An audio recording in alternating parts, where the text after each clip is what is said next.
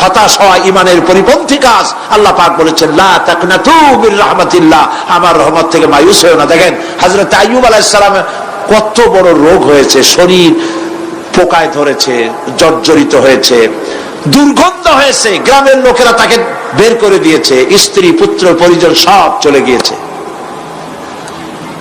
এমনকি জিহ্বায় যখন পোকা ধরল, হযরত আইয়ুব আলাইহিস সালাম আল্লাহ রাব্বুল আলামিনের দরবারে ফরিয়াদ করলেন, আন্নী মাসসানিয়াদ-দুররু ওয়া আনতা আরহামুর রাহিমিন। আয় আল্লাহ, আমি অসুস্থ হয়ে পড়েছি, আমি রোগাক্রান্ত হয়েছি, আর তোমার নাম রহমান রহিম, তুমি আমাকে রোগমুক্ত করো। হযরত আইয়ুব আলাইহিস সালাম আল্লাহর দরবারে ফরিয়াদ করলেন, রব্বুল আলামিন সারা শরীরে পোকায় জর্জরিত হয়ে গেছে, এখন আমার জিহ্বায় পোকা ধরেছে, মাবুদ গো আমি তোমার কাছে ফরিয়াদ করি আমার জিহ্বায় পোকা দিও না, কারণ জিহ্বাটাও যদি নষ্ট হয়ে যায় তাহলে তোমার মতো আল্লাহর জিকির আমি কি দিয়া করব।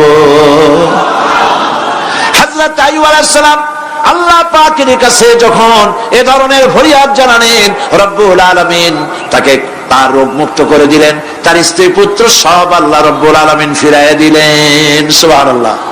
সুতরাং মুমিন ব্যক্তি, কোরআন শরীফে সব আছে, কোরআনের মতো শ্রেষ্ঠ ওয়াজের কিতাব পৃথিবীতে আর শুধু বোঝার দরকার।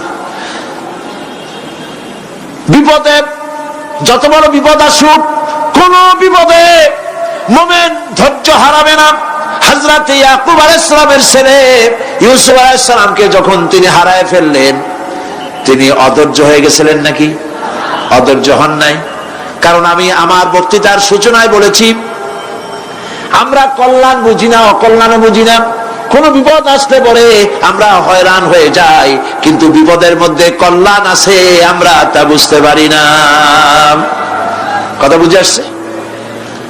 হযরত ইউসুফ আলাইহিস সালামকে কুয়ার ভিতরে ফেলে দেওয়া হলো। 11 ভাই মনে করেছে কুয়ার ভিতরে ফেলে দিয়া ইউসুফ আলাইহিস সালামকে মেরে ফেললাম, কিন্তু তারা বোঝে নাই আসল কামটা কি হয়েছে। এটা তো কুয়া নয়, এটা একটা টানেল, এটা একটা সুড়ঙ্গ। একদিকে কেনান হলো তার এক মুখ, ওই সুড়ঙ্গের এক মুখ হলো কেনানের। কেনান ইউসুফ আলাইহিস সালামকে ফেলে দেওয়া হলো কুয়ার ভিতরে মারার জন্যে, কিন্তু আল্লাহ পাকের ইচ্ছা ইউসুফ আলাইহিস সালাম মরবে না। এই টানেলের অপর প্রান্ত মিশরের সিংহাসনের টানেলের এপার দিয়া ইউসুফ আলাইহিস সালামকে ঢুকালেন, অপর প্রান্তে মিশরের সিংহাসনে ইউসুফকে আল্লাহ বসাইয়া দিলেন। হযরত ইয়াকুব ছেলের জন্য অধৈর্য হলেন না। যখন তিনি খবর পেলেন ছেলে বাঘে খেয়ে ফেলেছে, তিনি তখন বলেছেন ফাসাবরুন জামিলুন আসাল্লাহু আইয়াতিয়ানি বিহিম জামিআ ইন্নাহু হুয়াল আলিমুল হাকীম। ফাসাবরুন জামিল, আমি উত্তম ভাবে ধৈর্য ধারণ করলাম, এবং আমি বিশ্বাস করি আল্লাহ রাব্বুল আলামিন আমার হারানো সবকিছু আমাকে ফিরায় দিবেন। বহু বছর পর যখন হযরত ইউসুফ আলাইহিস সালাম প্রেসিডেন্ট হয়েছেন মিশরের, 11 ভাই গেল সেখানে সাহায্য আনার জন্য। সেই ঘটনা তো শোনাবো না, এমনি বলে যাচ্ছি। এরপরে তিনি তাদেরকে পরিচয় দিলেন, ওরা ভয় পেয়ে গেল। তিনি বললেন ভয়ের কোনো কারণ নাই, লা তাসরিবা আলাইকুমুল ইয়াউম, আজকে আমি কোনো প্রতিশোধ তোমাদের নেব না। সুবহানাল্লাহ। এর নাম পয়গম্বর, এর নাম কি? আল্লাহর নবী। আমি আজকে কোনো প্রতিশোধ তোমাদের নেব না, তোমরা যাও। পিতার অবস্থা তিনি জানলেন, কাঁদতে কাঁদতে পিতার চোখ দুটো নষ্ট হয়ে গেছে। ইয়াকুব আলাইহিস সালাম, হযরত ইউসুফ আলাইহিস সালাম বললেন যাও। নিজের জামাটা খুললেন, গায়ের জামা খুলে বললেন ভাইরা আমার এই জামা নিয়ে যাও, আর আমার আব্বার চোখের উপরে এই জামাটা রেখে দিও। ছেলেরা যখন হযরত ইউসুফ আলাইহিস সালামের জামা নিয়ে মিশর থেকে রওনা করেছে, গল্প নয়, উপন্যাস নয়, আল্লাহ পাক এই কোরআন শরীফে সূরা ইউসুফে বলেছেন জামা নিয়ে মিশর থেকে রওনা করেছেন। কোথায় মিশর আর কোথায় কেনান? কেনানে বসে হযরত ইয়াকুব আলাইহিস সালাম বলছেন তোমরা যদি আমাকে মতিভ্রম পাগল যদি মনে না করো তাহলে একটা কথা বলি, আমার নাকে এখন আমি ইউসুফের গন্ধ পেতেছি। যদি আমাকে মতিভ্রম না করো, তাহলে আমি বলি আমি কিন্তু ইউসুফের গন্ধ পেতেছি। সুবহানাল্লাহ। হযরত ইউসুফ আলাইহিস সালামের জামা এনে ভাইরা যখন হযরত ইউসুফের চোখের উপরে রেখে দিলেন, হযরত ইয়াকুবের দুটো চোখ সাথে সাথে আল্লাহ ভালো করে দিলেন। ফাসবরুন জামিল, ধৈর্য ধরো। ইমানদার ব্যক্তি আশার উপরে তার জীবন বাঁচে, কারণ যত বড় বিপদ আসুক না কেন আশ্রয় পাওয়ার একটা জায়গা আছে, তার নাম হলো আল্লাহ। নাম কি? বলেন আল্লাহ। সবাই বলেন আল্লাহ আল্লাহ আল্লাহ আল্লাহ। হযরত ইউনূস আলাইহিস সালাম মাছটাকে গিলে ফেলে দিল, মাছটাকে গিলে মাটির অতল তলদেশে চলে গেছে। এত বড় বিপদ পৃথিবীর কোন মানুষের হতে পারে নাকি? বলেন, কি বলেন? মাছের পেটের ভিতরে জানালা নাই, দরজা নাই, বেরোবার কোনো পথ নাই, মাছ গেছে পানির অতল তলদেশ। আল্লাহ পাক কোরআন শরীফের ভিতরে মানুষকে শোনান, আল্লাহ ওয়াজ করছেন। সুবহানাল্লাহ বলেন। আল্লাহ পৃথিবীর মানুষকে ওয়াজ করছেন, দুনিয়ার মানুষকে শোনান। আমার ইউনূস তো ধৈর্য হারা হয় নাই। ওয়াযান্নুন ইয যাহাবা মুগাদিবান ফাযান্না আন লান নাকদিরা আলাইহি ফানাদা ফিয-যুলুমাতি আন লা ইলাহা ইল্লা আনতা সুবহানাকা ইন্নী কুনতু মিনাজ জালিমিন। ফানাদা ফিয-যুলুমাত,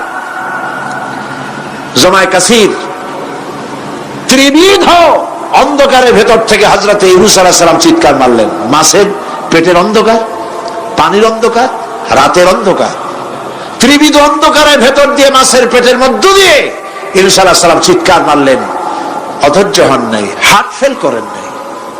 তিনি বলছেন, পড়েন আমার সাথে, লা ইলাহা ইল্লা আনতা সুবহানাকা ইন্নী কুনতু মিনাজ জালিমিন।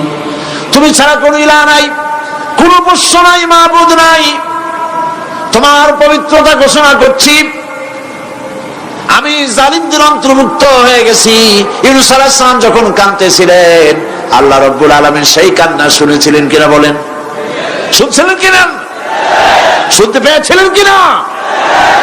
পানির ভিতরে কেউ শোনে নাই, মাছের পেটের ভিতরে ইউনূস আলাইহিস সালাম কিভাবে চিৎকার করছেন, মাছের পেটের ভিতরের আওয়াজ পানির ভিতরে কেউ শোনে নাই, জমিনের কেউ শোনে নাই, অন্তরিক্ষে কেউ শোনে নাই, সাত আকাশের ভিতরে কেউ শোনে নাই, কিন্তু আরশে আজিমের মালিক আল্লাহ রাব্বুল আলামিন শুনতে পেয়েছেন। সঙ্গে সঙ্গে রব্বুল আলামিন জবাব দিলেন, ফাস্তাজাবনা লাহু ওয়া নাজ্জাইনাহু মিনাল গাম্মি ওয়া কাযালিকা নুনজিল মুমিনিন। পড়েন, ফাস্তাজাবনা লাহু ওয়া নাজ্জাইনাহু মিনাল গাম্মি ওয়া কাযালিকা নুনজিল মুমিনিন। আমি ইউনূসের ডাকের জবাব দিলাম। কে বলতেছেন? বড় করে বলেন, কে বলছেন? আল্লাহ। সুবহানাল্লাহ। আপনারা কি ভয় পাইছেন? ভয় পেয়েছো মুসলমান? আল্লাহ রাব্বুল আলামিন বলেন, আমি আমার ইউনূসের ডাকের জবাব দিলাম। শুধু জবাব দেই নাই, আমি ইউনূসকে তার মাছের পেটের ভিতর থেকে বাঁচায় দিলাম। মাছের পেটের মধ্যে বেদনা শুরু হয়ে গেল, এমন বেদনা হয়েছে মাছ এখন বমি না করে পারে না। কথা বুঝতে পেরেছ? মাছ এখন বমি না করে পারে না। পানির উপরে মাছ ভেসে উঠল। আল্লাহ কোরআন শরীফের ভিতরে বলছেন, মাছ সাতরায়া কিনারায় চলে গেল, ইউনূস আলাইহিস সালামকে বমি করে ফেলে দিল। ইউনূস আলাইহিস সালাম বেঁচে গেলেন। আল্লাহ পাক বলেন, শুধু ইউনূসকে বাঁচাইলাম না, বরং আমি সকলের জন্য আশার বাণী শোনাই। শোনো মুমিনেরা, ওয়া কাযালিকা নুনজিল মুমিনিন। মুমিন বান্দা যারা, যত বড় বিপদ আসুক আমারে ডাকো, আমি বিপদ দিয়ে বাঁচাই দেব। সুবহানাল্লাহ, বিপদ থেকে আমি বাঁচাই দেব। আল্লাহ পাক বলেছেন ফাইন্না মাআল উসরি ইউসরান, ইন্না মাআল উসরি ইউসরা। জেনে রাখো, দুঃখ এবং কষ্টের পরে রয়েছে সুযোগ সুবিধা, আর অসচ্ছলতার সাথে রয়েছে উদার সচ্ছলতা। যত বড় বিপদ আসছে, এই বিপদের পরে আল্লাহ পাক তার গোলামদের উপরে রহমত নাজিল করবেন ইনশাআল্লাহ। সুতরাং ঈমানদার লোকেরা, তাদেরকে আল্লাহ পাক বলছেন কোনো ভয় নাই, কোনো চিন্তা নাই, যত বড় বিপদে পড়ো আমারে ডাকো, আমি ডাকের সাড়া দিয়ে দেব। সবাই আল্লাহরে ডাকেন, সুবহানাল্লাহ ওয়ালহামদুলিল্লাহ লা ইলাহা ইল্লাল্লাহ। জোরে পড়েন সুবহানাল্লাহ ওয়ালহামদুলিল্লাহ লা ইলাহা ইল্লাল্লাহ, সুবহানাল্লাহ ওয়ালহামদুলিল্লাহ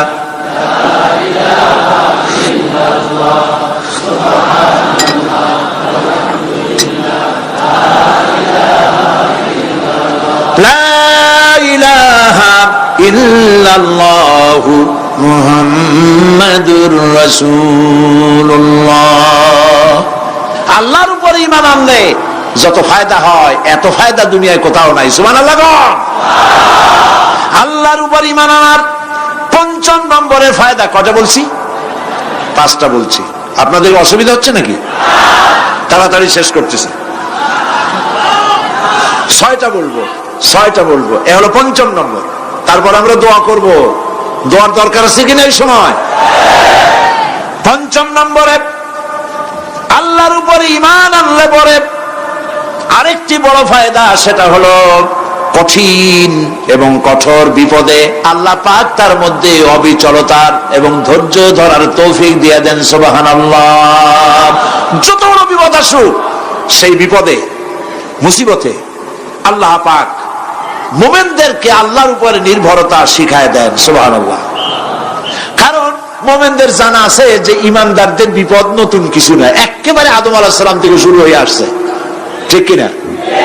আদম আলাইহিস সালামের বিপদ হয় নাই? আদম আলাইহিস সালামের বিপদ কি? শয়তান। তার বিপদ কি? শয়তান ছিল বিপদ। প্রত্যেক নবীর সময় মানুষের নবীদের কষ্ট দিয়েছে, দেয় নাই? বিশ্বকবি ইকবাল বলেছেন, সাথী জাকা রহা হ্যায় अज़ल से तायम रोज, साथी जाका रहा है अज़ल से तायम रोज, चरागे मुस्तफा भी से शरारे बुलहबीस। আবহমান কাল থেকে শুরু করে মুহাম্মদ সাল্লাল্লাহু আলাইহি ওয়াসাল্লামের চারাগকে, নূরকে, ঈমানকে, ইসলামকে নিভায়ে দেওয়ার জন্য আবু জাহেলের গোষ্ঠীরা চিরকাল চেষ্টা করেছে। সব চেষ্টা কর্পূরের মতো উড়ে গেছে, মুহাম্মদ সাল্লাল্লাহু আলাইহি ওয়াসাল্লামের চারাগ টিম টিম করে জ্বলতে রয়েছে। আল্লাহ পাক বলছেন, ইউরিদুনা লিইউতফিউ নূরাল্লাহি বিআফওয়াহিহিম ওয়াল্লাহু মুতিম্মু নূরিহি ওয়ালাউ কারিহাল কাফিরুন। ওরা চায় মুখের ফু দিয়া, কারা? কাফেরেরা। ইসলাম সহ্য করতে পারে না যারা, ওরা চায় মুখের ফু দিয়া আমার আলোটাকে নির্বাপিত করে দেবে। আল্লাহ পাক বলেন, ওয়াল্লাহু মুতিম্মু নূরি, আমি আমার নূরকে পূর্ণতা দান করব, তাতে কাফির বেঈমানদের মনের ভিতরে যত জ্বালা হোক, যন্ত্রণা হোক, ওদের কলজা যত পুরুক, ইসলাম তার বিজয় পতাকা নিয়ে উড়বে, কেউ ঠেকাতে পারবে না। আল্লাহ রাব্বুল আলামিন, আল্লাহ পাক বলছেন, ওয়াকাযালিকা জাআলনা লিকুল্লি নাবিয়্যিন আদুওয়াম মিনাল মুজরিমিন। আর এমনি করে আমি সকল নবীর শত্রু বানিয়েছি, সব পাপিষ্ঠ অপরাধ প্রবণ লোকদের। শুনছেন কথা? শোনেন নাই? আল্লাহ পাক বলছেন দুনিয়ার সব নবীদের তাদের জন্য আমি শত্রু বানাইছি কাদেরকে?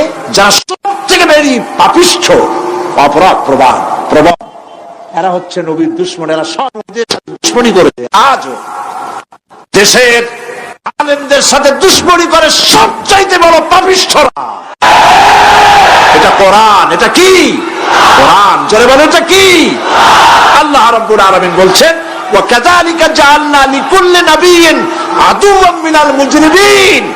সব পাপীরা, পাপিষ্ঠরা আমার দ্বীনের দাওয়াত যারা দেয় তাদেরকে জীবনের দুশমন মনে করে। কেন? শোনেন, আমি কারো আওয়াজ শোনাচ্ছি? কারো আওয়াজ শোনাচ্ছি? আমার আল্লাহর আওয়াজ। অপরাধটা কি? নবীদের বিরুদ্ধে, নবীর ওয়ারিস ওয়ারাসাতুল আম্বিয়া কারা, তো তাদের বিরুদ্ধে তাদের অপরাধটা কি? তাদের অপরাধ সম্পর্কে আল্লাহ নিজে বলেন وَمَا نَقَمُوا مِنْهُمْ إِلَّا أَنْ يُؤْمِنُوا بِاللَّهِ الْعَزِيزِ الْحَمِيدِ। এদের বিরুদ্ধে অ্যাকশন নেওয়ার আর কোন অপরাধ ওদের নাই। ওদের একমাত্র অপরাধ ওরা আল্লাহর জমিনে আল্লাহর আইন প্রতিষ্ঠা করতে চায়। এটাই হচ্ছে অপরাধ। এই অপরাধে নবীদের শাস্তি হয়েছে। নবীরা মার খেয়েছেন, সাহাবায়ে কেরাম মার খেয়েছেন। আমরা তো সাহাবায়ে কেরামের জুতার ধুলার সমান নই, সুতরাং এগুলি আমাদের পাওনা।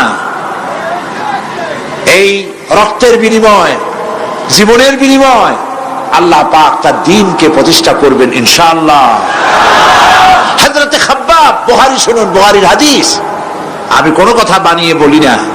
আমি লেখাপড়া করি, পড়াশোনা করি, চোখে দেখি, তারপরে কথা বলার চেষ্টা করি। বাজে গপ্প কিস্সা কাহিনী বলার অভ্যাস আমার কোনো কালে ছিল না, নাই। রাসূল করিম সাল্লাল্লাহু আলাইহি ওয়াসাল্লামের মতো মানুষ,